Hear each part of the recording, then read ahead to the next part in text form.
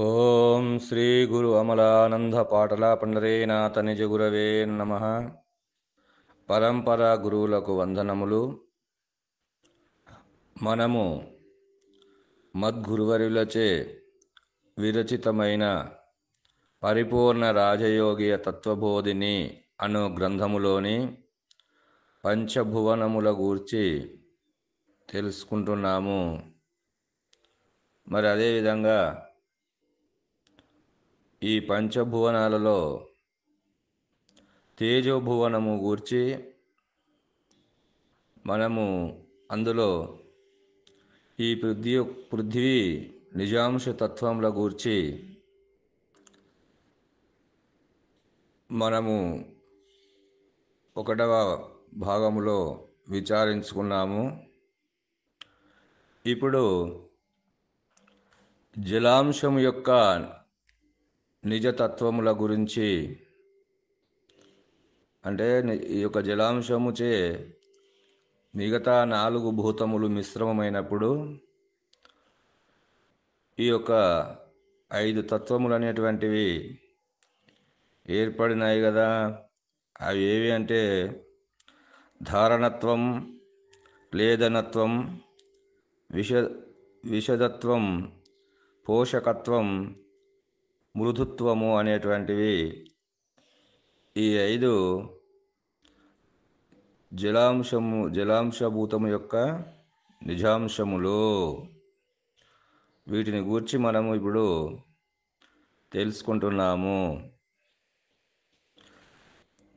ఈ యొక్క జలం యొక్క నిజాంశము క్లేదనత్వము. కాబట్టి క్లేదనత్వమునకు పృథివీ కఠినాంశము చేరడం వలన ధారణత్వము ఏర్పడినది. ఈ ధారణత్వము అనంటే దృఢపరుచుకొనుట అని అర్థము. అంటే మనము గురుమూర్తి ద్వారా ప్రబోధ విన్నప్పుడు ఈ చిత్ర విచిత్రములైనటువంటి జగత్తుకు మూలమైనటువంటి ఏ పదార్థమైతే గురుమూర్తి నిర్ణయం చేసి చెప్పినాడో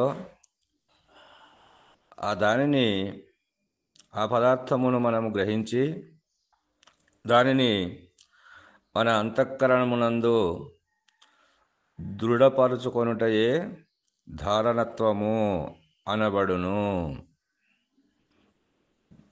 మరి క్లేదనత్వము అంటే ఈ క్లేదనత్వం అనేటువంటిది జలాంశము యొక్క నిజాంశము వలన ఏర్పడినటువంటిది క్లేదనత్వము. ఈ క్లేదనత్వము అంటే తడపబడుట అని అర్థము. అనగా ఇది ఈ యొక్క సృష్టి మూల పదార్థమును అంతఃకరణమునందు దృఢపరచుకున్నాము కదా ధారణత్వము చేత. దానిని గురుమూర్తి ద్వారా మరి ఈ పదార్థమైనటువంటిది, సృష్టికి మూల పదార్థమైనటువంటిది సత్యమా అసత్యమా, మరి ఈ పదార్థమును తెలుసుకుంటే జనన మరణములు అనేటువంటి భ్రాంతి లేకపోతుందా అనేటువంటి ప్రశ్న మళ్ళీ రావాలి. వచ్చినప్పుడు స్వామి, అందుకొరకు సాధన సంపత్తి గల సాధకుడు ఒక నరుడు ఘోర సంసారం అనే బాధపడలేక తన పుణ్యోదయమున గురునిగాంచి పురతర భక్తిన్ శరణని మృక్షి మరిమారి యుక్తిన్ బోధజేయుము పుణ్య పురుష మా భోంట్లాకు సాధించదగు ముఖ్య సాధనని పలికే. అలాంటి మరి సాధన సంపత్తిల ద్వారా నిత్య అనిత్య వస్తు వివేకము ద్వారా, మరి ఇంకా ఈ పంచభూత వివేకము ద్వారా, పంచవింశతి తత్వ వివేకముల ద్వారా, పంచకోశ వివేకము ద్వారా, దృగ్దృశ్య వివేకము ద్వారా నిర్ధారణ చేసినటువంటి ఈ నిత్యమైనటువంటిది, సత్యమైనటువంటిది, సృష్టికి మూలమైనటువంటిది అధిష్టాన చైతన్య పరబ్రహ్మమని నీవు ఎప్పుడైతే నిర్ధారణ చేసుకున్నావో, మరి దాని యందు జనన మరణ భ్రాంతి అనేటువంటిది లేకపోతుందా అనేటువంటిది మళ్ళీ ఒక సంశయం రావడం వలన ఆ చింత ఏదైతే ఉన్నదో ఆ చింతనే ఇక్కడ మనకు ఆ యొక్క ధారణత్వం ద్వారా దృఢపరచుకున్నటువంటి దానిని మనకు అది మరి ఆ చిత్తము ద్వారా చింతన చేయడం జరుగుతుంది. కాబట్టి దానినే మరి క్లేదనత్వము. ఎప్పుడైతే క్లేదనత్వము అది తడుబడిందో, అది చిత్తము ద్వారా చింతన చేయబడిందో, అప్పుడు మరి సద్గురుమూర్తిని నీవు పరిపూర్ణ బోధ చేయమని, ఇంకా దానికి పరిపూర్ణ బోధకు ఇంకా ఏమైనా సాధన చేస్తే మరి ఇంకేమైనా ప్రయత్నం చేయాలన్నా స్వామి అని అడిగినప్పుడు, అప్పుడు గురుమూర్తి నీ యొక్క శుశ్రూషలకు వివేకానికి మెచ్చి, ఏ సాధన నీకెందుకు ఈశాని పనికి రాదు వినుమా అయ్యా, నే సాధులచే విన్నది ఏ సాధన లేని బోధ ఎరిగిందు పోకు సాధనలందు మరిగితే రాకు అనేటువంటి దానిని అప్పుడు వివరించి పరిపూర్ణ బోధ తెలియజేస్తాడు. దానినే మనకి ఇక్కడ క్లేదనత్వము అంటే చిత్తము లోపట చింతన కలగడమే, సంశయం రావడమే క్లేదనత్వము. మరి మూడు విషదత్వము. ఈ విషదత్వము అంటే ఇది ఈ జలతత్వమునకు అగ్ని యొక్క తేజాంశము చేరడం వలన ఈ విషదత్వం అనేటువంటిది ఏర్పడుతుంది. ఈ విషదత్వము అని అన్నప్పుడు మరి గురుమూర్తి ద్వారా ఏ నిర్ణయం అయితే నీవు సంశయం అడిగినావు కదా, మరి దీని వలన జనమరణ భ్రాంతి లేకపోతుందా స్వామి అడిగినప్పుడు, ఆ గురుమూర్తి ద్వారా విన్నటువంటి బోధ, పరిపూర్ణ బోధ అనేటువంటి బోధాగ్ని చేత మరి విన్నటువంటి పరిపూర్ణ బోధని నీవు నిర్ణయం చేసుకోవడమే విషదత్వము అని మనకు చెప్పుతున్నారు. కాబట్టి మరి అలాంటి మరి అంతఃకరణం నందు తేటపడును అంటే ప్రబోధ చేత తడుపబడిన కొలది ఆ అంతఃకరణము ఏమైతుంటే అంటే తేటపడుతుంది. దానినే విషదత్వం అని అందరూ అంటే వింటూ పోతే బోధాగ్ని చేత వేడి పుట్టును కదా, దాని ద్వారా విన్నటువంటి ఆ మూల పదార్థమునందు మనము బోధాగ్నిచే ఒక నిర్ణయానికి వస్తాం కదా, దానిని విశదపరచుకొనుట అని అంటారు. మరి నాలుగవది పోషకత్వము. ఈ పోషకత్వం అంటే నిల్వ చేసుకొనుట, పోషింపజేసుకుంటా. ధనాన్ని మనం ఎట్లయితే పోషణ చేసుకుంటామో, ఒక్కొక్క రూపాయి దాన్ని ఎట్లా మనం పోషణ చేసుకుంటామో, నిల్వ చేసుకుంటామో, మరి ఆ విధంగానే ఇక్కడ ఇది పోషణత్వం అనేటువంటిది మరి ఇది జలతత్వమునకు వాయువంశం చేరడం వలన ఈ పోషణత్వం అనేటువంటిది ఏర్పడినది. కాబట్టి మనము పరిపూర్ణ బోధ వలన గ్రహించి తేటపరుచుకున్నటువంటి పదార్థమును మనలో పోషించుకొనుటయే అనగా గురువాక్యము మనలో పోషింపజేసుకొనుట.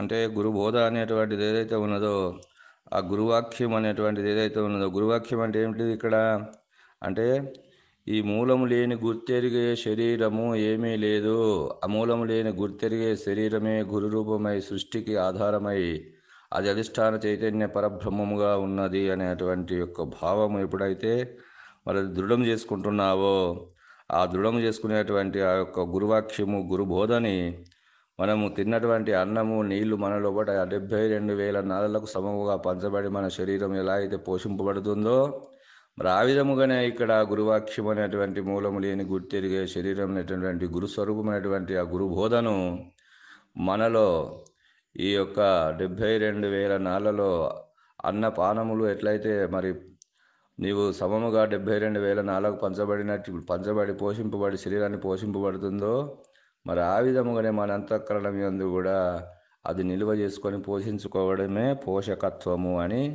దాని యొక్క భావము. మరి 5 మృదుత్వము.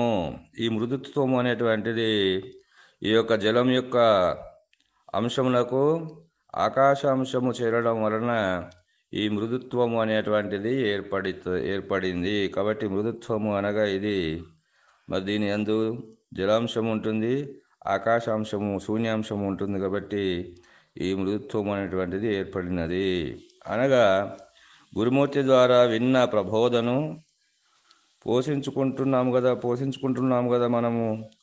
ఆ పోషించుకుంటూ ప్రయాణం చేసినటువంటి గురుమూర్తి కరుణతో ఆ హృదయ కాఠిన్యము చేత మరి ఆ యొక్క బోధాగ్ని చేత ఈ కాఠిన్యం అనేటువంటిది తొలగిపోయి మనలో మృదుత్వం అనేటువంటిది ఏర్పడుతుంది. అంటే ఇది జలతత్వం కాబట్టి దీనికి ద్రవాంశం అనేటువంటిది తడిపేటువంటి లక్షణం ఉంది కాబట్టి ఈ కాఠిన్యం అనేటువంటిది పోయి ఆ యొక్క అంతఃకరణ అది మృదుత్వముగా ఏర్పడుతుంది అని మనము తెలుసుకొనవలే. మరి ఇది జలం యొక్క నిజాంశములు ఇంతటితో పూర్తి అయినవి. ఇప్పుడు అగ్ని యొక్క మరి నిజాంశములు.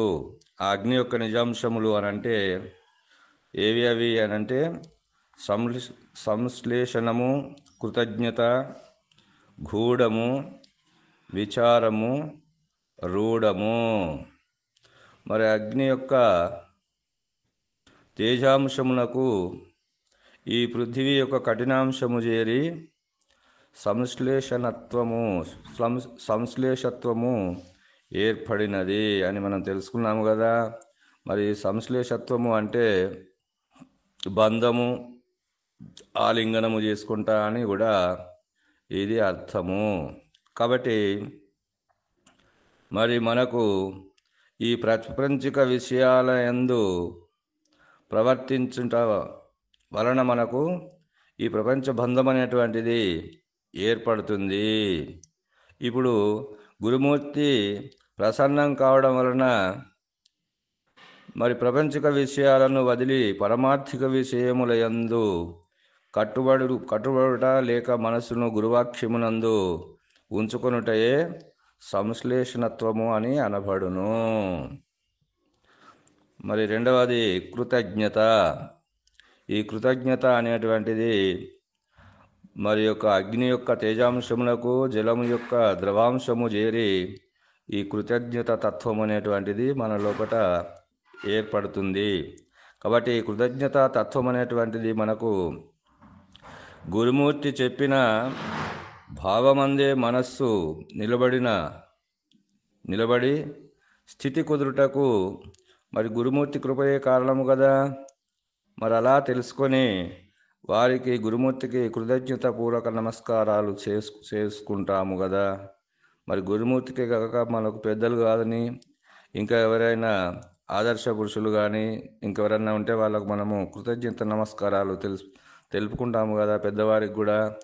మరి ఆ విధంగానే మనకి ఇక్కడ మరి ఈ సృష్టికి మూలమైనటువంటి ఏ పదార్థాన్ని అయితే తెలియజేసి మనకు మరి అజ్ఞానం అనేటువంటి ఆవరణని ఈ జలతత్వము ద్వారా తడిపి నివారణము చేసి మరి అలాంటి మరి ఆ జ్ఞాన ప్రకాశాన్ని ప్రకాశింపజేసి జ్ఞాన స్వరూపాన్ని మనకు అందించినటువంటి గురుమూర్తికి మరి ఇంకా మనం ఏం చేసుకుంటాము అంటే కృతజ్ఞతలు తెలియజేసుకుంటాము. కాబట్టి అలా కృతజ్ఞత పూర్వక నమస్కారాలు చేసుకోవడమే ఈ యొక్క కృతజ్ఞత అనేటువంటిది మన లోపల కలుగుతుంది.